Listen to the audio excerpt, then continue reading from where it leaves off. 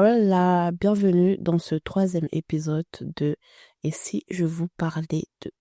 Aujourd'hui, nous allons parler du drama Ma chère et tendre, un drama joué par l'acteur Nam Kang-min que j'aime beaucoup, accompagné de l'actrice Ah Eun-jin.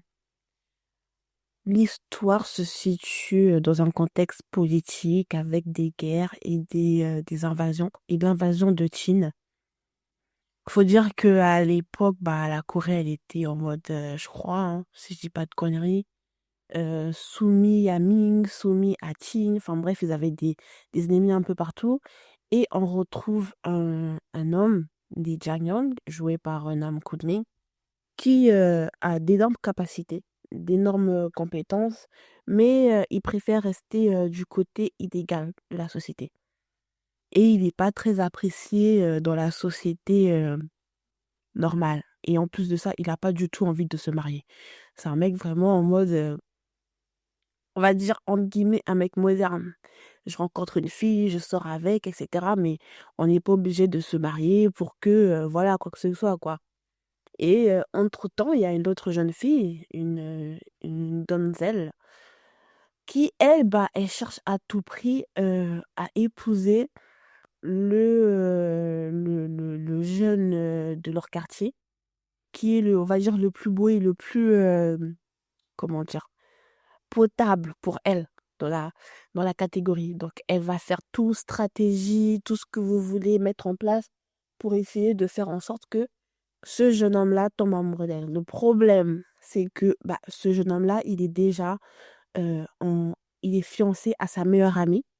Sauf que elle s'en fiche complètement que ce mec soit fiancé à sa meilleure amie. Elle continue toujours ses stratagèmes pour le faire tomber sous son charme. Et quand moi j'ai commencé le drama, parce que l'histoire, faut le dire, commence vraiment doucement, hein. Ça prend vraiment du temps à se poser. Après, bon, c'est pas genre, ça prend du temps en 3 4 5 épisodes, pas du tout. Premier épisode, tout est posé. Premier épisode, tout est posé, mais le début est lent. Parce que moi, j'aime bien les dramas où les débuts sont rapides, dynamiques, etc. Et là, le début était plutôt lent. Je me suis dit, bon, on va regarder parce que, bon, voilà, ça a l'air intéressant. Hmm. Je n'ai pas été déçue. Je n'ai pas été déçue. C'est genre une dinguerie, mais je vous parlais des dramas des années 2000, etc. Où tu rentres dans le drama, t'es immergé par les émotions, la romance, les protagonistes, les personnages. Ça te donne vraiment envie, ce côté drama, K-drama, drama coréen que tout le monde kiffe. Dans les dramas d'aujourd'hui, que ce soit les dramas historiques d'aujourd'hui, on retrouvait plus trop ça.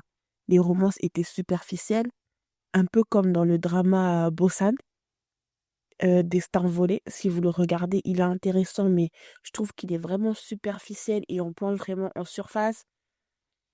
Les intrigues, franchement, voilà quoi, la romance, elle n'est pas très présente. On sait que les deux personnages, ils s'aiment, mais bon, sans plus. Le problème, c'est qu'on retrouve beaucoup de dramas comme ça, avec une romance vraiment superficielle, qui ne rend pas trop, ça permet pas aux personnages, enfin, ça permet pas à nous, lecteurs, en tout cas à moi, de rentrer vraiment à l'intérieur de l'histoire. Vous voyez ce que je veux dire? Et là, avec ce drama, My List, j'ai- j'étais dedans, en fait. J'avais même l'impression que j'étais à côté de Lee Jong-yeon, que j'étais à côté de God Shige. Et voilà, quoi. C'était ce genre d'intensité au niveau des émotions. Ils ont vraiment mis la barre level up. Sans compter l'humour. L'humour aussi rejoint ça. Et Gitche, au final, de fur et à mesure, elle commence à... Faut dire que dans son quartier, enfin dans son village, elle est la jeune fille, genre, que tout le monde aime, enfin, au niveau des garçons, bien sûr, parce que les filles, bon, elles détestent. Et genre, du coup, elle a pas de mal à séduire qui elle veut, sauf les cibles, la cible qu'elle veut, quoi, en fait. Et de là, quand elle rencontre Lee Jong-yeon, complètement différent, un mec mature, qui sait ce qu'il veut, qui sait ce qu'il fait. Sauf que même si, voilà, il est quand même un peu intrigué par cette jeune fille, et de fil en aiguille, il va tomber amoureux d'elle, il va se dire que peut-être que je devrais me marier, en fait. Et sauf que elle va le repousser. Mais le repousser, Ouah, j'ai jamais vu quelqu'un qui...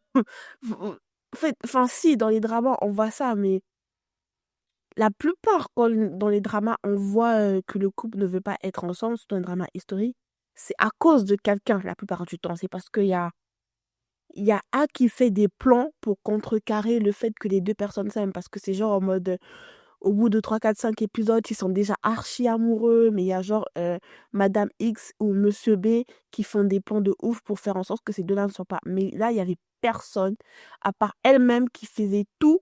Mais quand je dis qu'il faisait tout pour ne pas être avec lui, c'était une dinguerie.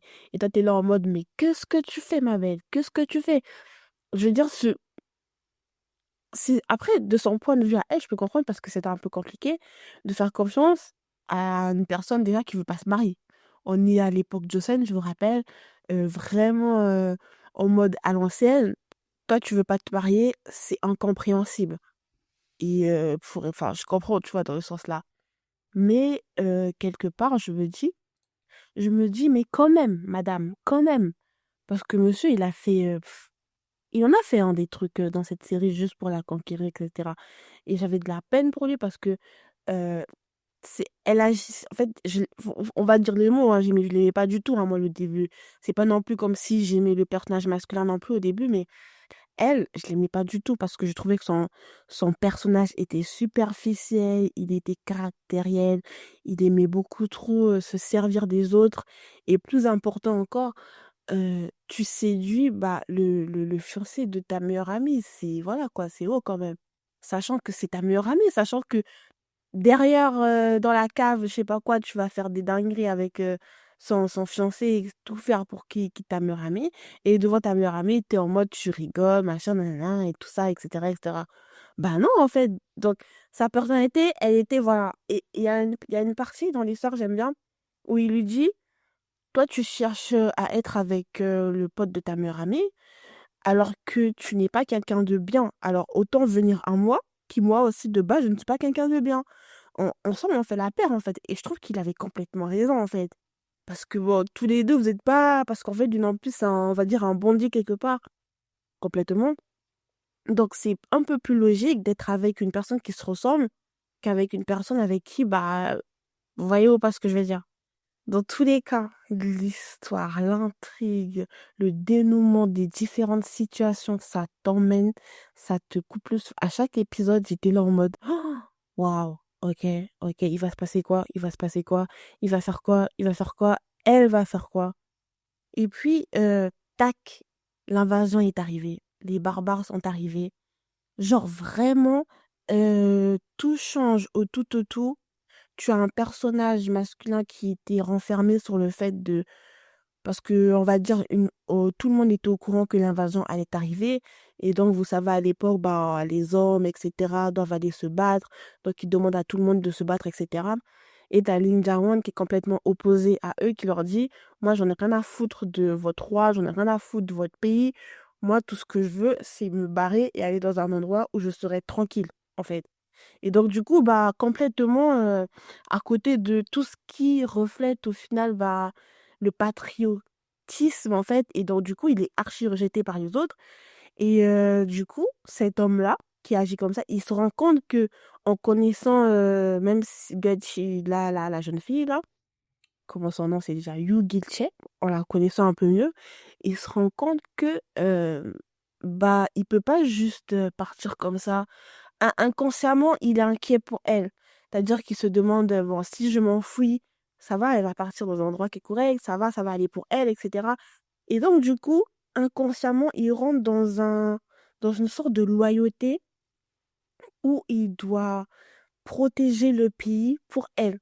Genre, c'est même pas pour le roi, c'est même pas pour les autres villageois, c'est même pas pour quoi que ce soit. C'est vraiment, en fait, bah merde, en fait, si là je me barre et que je vais me cacher, bah quand les barbares vont arriver, etc., pour faire la merde, bah ils vont voler, ils vont cambrioler, et bah je peux pas être partout. Donc il y a des chances qu'elle soit touchée, en fait. Donc du coup, il se met dans une position de protecteur, inconsciemment. Genre au début, c'est vraiment inconsciemment. Donc il fait tous les trucs qu'il doit faire pour la protéger. Et de là, bah il se rend compte que bah finalement, voilà quoi. J'aime bien cette meuf en fait. Et j'aime bien ce côté-là. Et sauf que bah, Évidemment, elle va le repousser encore et faire des dingueries, je vais pas tout dire parce que bon voilà, allez regarder la série. Ça m'énerve, je rien que cette partie-là, ça m'énerve parce que bon, elle était vraiment, vraiment énervante. Et après, bah, son personnage évolue. Son personnage évolue fortement. Au début, moi, j'aimais bien sa meilleure amie parce que elle était, comme j'ai dit, j'aime pas trop les personnages qui sont calmes, doux, etc. J'aime bien les personnages qui sont dynamiques. Tu sais que voilà, tac, tac, tac, ça va vite. Tu vois, ils ont du. Mais tous les deux, elles n'étaient pas des personnages dynamiques. Elles étaient temporées, je dirais. Et sa meilleure amie était calme. Et c'était pas un calme que tu détestes, c'était un calme assez doux, un calme sympa. Et de là, avec l'invasion des barbares, avec la guerre, avec aucun endroit où elles peuvent aller, les personnalités de chacun, enfin vis-à-vis pour moi en tout cas, sont devenues... j'étais en mode, wesh, la meilleure amie, elle m'énerve. Elle m'énerve, elle m'énerve, elle m'énerve. Elle faisait des dingueries pendant qu'ils étaient en pleine fuite. Genre, juste pour vous spoiler ce passage-là, il y a un moment donné, ils sont dans une grotte tous ensemble parce qu'ils s'enfuient à quatre. Ils ont fui à quatre. Il y avait une femme enceinte, il y avait Guitier, sa meilleure pote, enfin les deux servantes. Donc quatre en tout. Et l'une des servantes était enceinte. Donc du coup, il fallait. Et elle devait donner naissance. Vous imaginez, ils sont poursuivis par des barbares. Et elle doit donner naissance à son bébé. Mais dans le silence. Parce que si on les capte, c'est la merde. Parce que, ouais, il y a une scène vraiment horrible qui s'est passée. Et genre en mode. C'est plus tard, hein, c'est vraiment plus tard. Genre en mode, t'as une femme enceinte qui vient d'accoucher, ils ont coupé le cordon, ils ont jeté le bébé, ils ont pris la mère, ils l'ont embarqué aussitôt. En bref, c'est des dingueries. Mais nous, on voit ça comme ça, mais il faut savoir que moi, je suis sûre qu'à l'époque, c'était sûrement comme ça aussi. Parce que les gars, franchement, c'est toujours la merde. Enfin bref, parenthèse qui sert à rien, sûrement. Et du coup, Guiltier, enfin, aucune des femmes qui étaient là n'ont jamais mis un bébé au monde, ce qui est normal. Ce sont des nobles, entre parenthèses. Donc, quand Guiltier a dit à sa pote, bah écoute, moi je sais pas faire, personne ne sait faire, bah, essaye-toi de regarder, on va tâtonner un petit peu sur le terrain. Quand elle ouvre le drap, enfin le drap, là, le jupon de sa servante pour voir où en est le bébé, etc. Parce que sa servante, malgré les douleurs, elle essaye de lui expliquer, il faut que tu vois le col est dilaté, il faut que tu vois machin, nanana. Hyper réaliste, soit dit en partant, j'aime beaucoup. Au moment où elle ouvre le jupon, elle s'évanouit. Wesh, elle s'évanouit à la vue du sang. Non pas une, mais elle s'évanouit deux fois à la vue du sang. Du coup, bah, Guitty, elle a dû prendre ça en main, en fait. Elle a dû agir. Et en fait, elle agit durant tout le côté de la poursuite comme une grande sœur. Alors que c'est là où on se rend compte que son personnage, c'était pas juste la jeune fille super fière qui cherchait à se marier, mais c'était aussi une femme forte qui voulait à tout prix survivre. Et à l'époque, bah, par rapport à la série, quand un homme te touchait et que c'était pas ton mari, même si c'était l'épaule, même si c'était le bras, et qu'il voyait une partie de ton corps, bah, tu devais te tuer. Tu devais te tuer parce que tu n'honorais pas tes parents, tu n'honorais pas ta famille, tu n'honorais pas ton pays. Et pour une femme, c'était vraiment une honte. Donc, elle était obligée de se tuer. Donc, il disait que si jamais les femmes qui sont en fuite, les barbares les attrapent, vaut mieux qu'elles se tuent que de revenir dans leur pays natal, dans leur village, avec cette honte-là, parce que voilà, elles seront jamais acceptées et tout, et que vivre avec la honte, c'est pas la vie en fait, en tant que femme. Et Gitier, bah, elle faisait tout en fait, parce que même quand le bébé il est né, elle faisait tout pour pouvoir protéger le bébé, etc. Et je me suis rendu compte que son personnage était devenu intéressant. Genre, du coup, elle a évolué, elle a changé de place d'une personne passive à une personne dynamique et qui est devenue intelligente. Donc, du style, elle savait que, par exemple, il y avait des parties où quand ils étaient en fuite, quand ils sont cachés dans la grotte, elle a dit aux autres, remarchez sur vos pas et après, à un moment donné, vous effacez les traces. Elle avait des connaissances comme ça qui venaient de je ne sais où, sachant qu'elle était noble. Je pense que ça venait du fait que, vu qu'elle voulait séduire les hommes, eh bien, elle a appris toutes sortes de choses en fait. Ou alors c'est peut-être dans... dans je ne sais quel livre, elle est partie lire ça, et puis voilà. Et du coup, on se rend compte que, bah, finalement, enfin, moi, je me rends compte que finalement, son personnage n'est pas si nul que ça, en fait, en fin de compte. Et quand Getty, bah, elle dit à tout le monde, bah, restez là au chaud, moi, je vais sortir pour aller voir et tout, si je peux trouver quelque chose pour protéger le bébé et la mère qui vient d'avoir l'enfant, je vais voir, en fait, dans les environs, mais je ferai attention. Et elle dit vraiment: «Ne sortez pas et tout». Donc du coup, elle sort et tout, elle va, chercher, et même pas 5 minutes ou 10 minutes qui passent, sa copine, sa meilleure pote, Nella, elle sort aussi. Mais genre, vous savez, genre quand on te dit, «Bouge pas, je reviens», quand on dit à un enfant: «Bouge pas, je reviens» et tout, et que l'enfant, bah, il part, il bouge, il disparaît et tout. Quand tu reviens, tu es là: «Ouais, pourquoi t'as pas bougé et tout?» Bah, elle a fait pareil, elle a fait pareil. Elle a cru qu'on était à un moment où c'était peace, où c'était calme, sachant qu'ils sont dans la forêt, et le pire de tout, elle s'est mis à crier le nom de sa pote. «Ouais, t'es où? T'es où? T'es où? Wesh!» Et du coup, évidemment, un barbare l'a trouvée. Donc un barbare l'a trouvée et il l'a attrapé par l'épaule. Sauf qu'en l'attrapant par l'épaule, heureusement que Gauthier est arrivé, elle l'a aidé. Et après ça, bah, la meuf, elle se dit, bah, vu qu'il m'a attrapé par l'épaule, vas-y, je vais me tuer. Et Gauthier lui dit, tu te fous de ma gueule ou quoi? Non, c'est hors de question. Je t'ai pas ramené, on s'est pas ramené jusqu'ici, on n'a pas survécu jusqu'ici pour que tu te tues parce que quelqu'un t'a touché l'épaule. Tu sais quoi? Il s'est rien passé aujourd'hui, rien, rien du tout. Vas-y, on va repartir dans la grotte. Déjà, pourquoi t'es pas sorti? Voilà, vous voyez le truc ou pas? Ce que je veux dire, c'est que elle a développé un esprit de survie, de survivante, un esprit en mode je dois absolument sortir d'ici, je dois absolument bah, vivre en fait. Je peux pas, quel que soit ce qui se passe, quel que soit ce qui m'arrive et ce qui arrive à l'entourage, bah, je dois survivre. Et le côté où je la trouvais égoïste, méchante de quand même chercher le copain, sa meilleure amie, bah, il a complètement disparu. Pourquoi? Parce que, durant toute leur traque et durant toute leur fuite, bah, ce sont elles qui se sont reposées le plus, et même quand certains, voulaient dire: «Ouais, vas-y, laisse-moi tomber, vas-y, continue», bah, elle l'a pas fait, en fait. Elle l'a pas fait alors qu'elle pouvait très bien le faire. À chaque fois, elle trouvait des solutions, à chaque fois, elle les aidait. Et elle est finalement devenue le genre de personnage que j'aimais bien, ce qui a fait que l'histoire était excellente en plus de ça. Et bah, notre héros, le protagoniste, comme d'hab, hein, c'est pas un héros s'il ne les trouve pas à chaque fois pour les protéger, chose qu'il fait.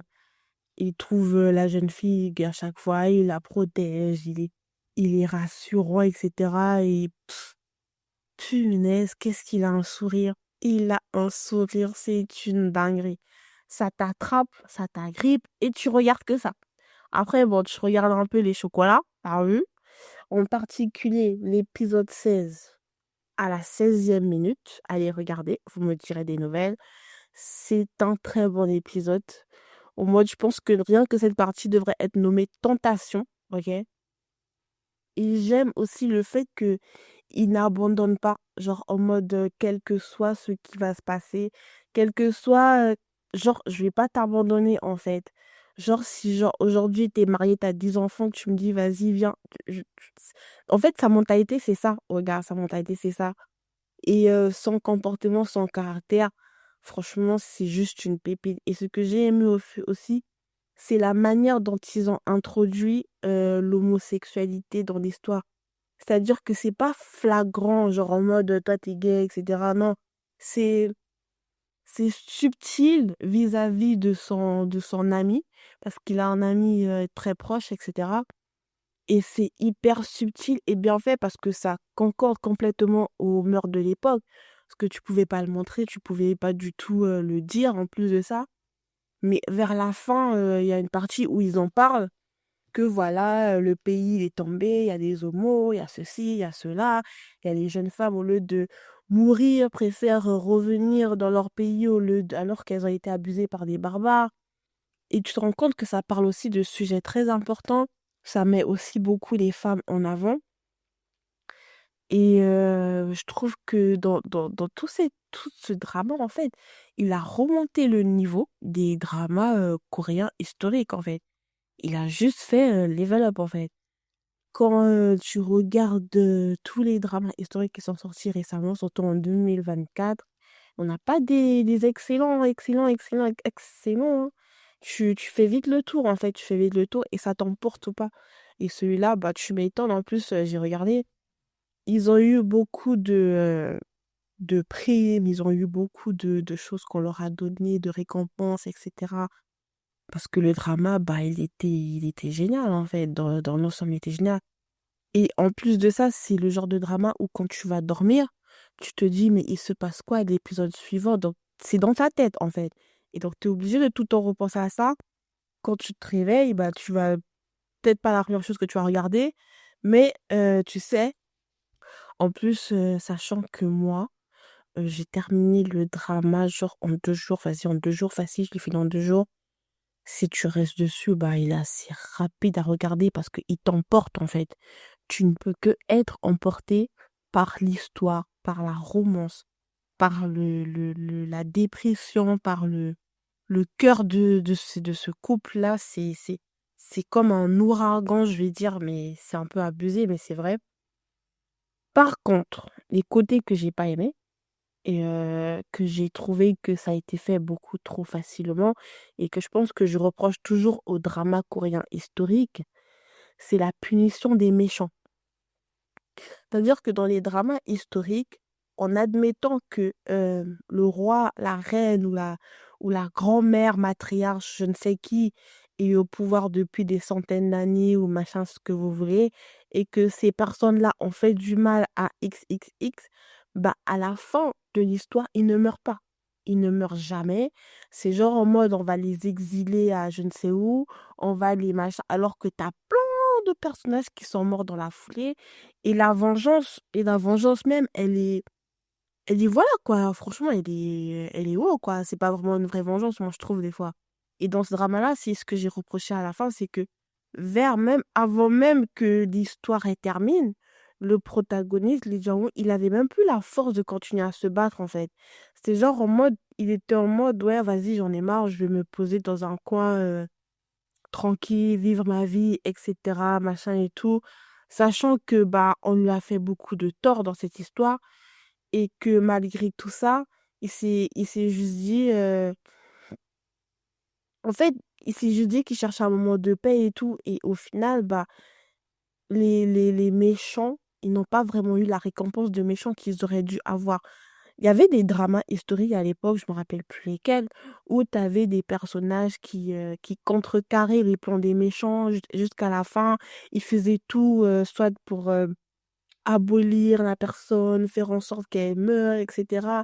Mais dans ce drama-là, j'ai pas retrouvé ça. C'était vraiment, je sais pas si c'est parce qu'ils se sont concentrés sur l'invasion des barbares et sur le couple principal.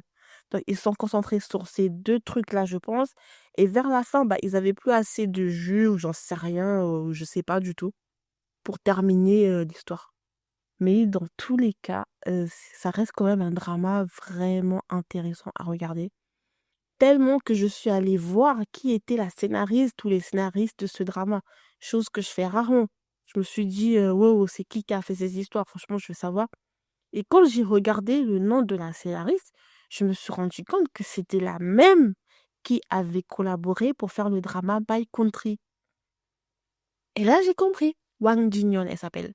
Et là, j'ai compris, je me suis dit, c'est pour ça que l'histoire est aussi bien, en fait, tout simplement. Parce que la scénariste, c'est une tuerie. Elle a fait une histoire, parce que déjà, le drama My Country, j'ai pleuré sa mère. J'ai pleuré ce drama. Il était époustouflant, touchant, tout ce que vous voulez, franchement, tout ce que vous voulez, mais il avait une fin de merde, comme tous les dramas qui font pleurer. Et le fait que ma chère est tendre, ma très chère, il est dans le même délire et que c'est elle qui l'a fait en partie, bah ça comprend tout à fait pourquoi l'histoire elle est aussi bien, elle est aussi level up et aussi intéressante. Dans tous les cas, c'est un drama que je noterai 9 sur 10. 9 sur 10 clairement parce que c'est genre en mode même après que je l'ai fini, bah, tu repenses en fait à l'acteur. En fait, c'est ça le délire. Enfin, après, je pense surtout au chocolat, vous voyez. Mais sa manière de jouer, sa manière de parler, parce que tu te rends compte, tu fais la différence entre un boys and the man, tu vois. Et lui, c'est totalement ça. C'est totalement ça. Et même dans une partie de l'épisode, elle lui dit ouais, pourquoi t'es là, t'es seule avec moi, mais tu ne rougis pas, t'es pas timide, etc. Comme tous les autres garçons qu'il fait. Il la regarde et il rigole et il dit en mode bah c'est parce que t'as jamais connu d'homme en fait, t'es encore une gamine. Parce que un vrai mec, bah il va pas rougir, être timide juste parce qu'il est seul avec une gamine, enfin avec une femme, tu vois. Et je trouve ça tellement marrant parce qu'en fait, elle est tellement dans son état en mode obsédée du fait qu'elle est la plus jolie, la plus intéressante, la plus tout ce que vous voulez, que c'est impossible pour elle qu'un mec, quel qu'il soit, ne soit pas attiré par elle. Ouais, c'est aussi une partie de sa personnalité.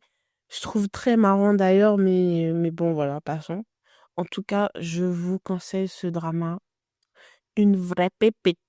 Sur ce, next time!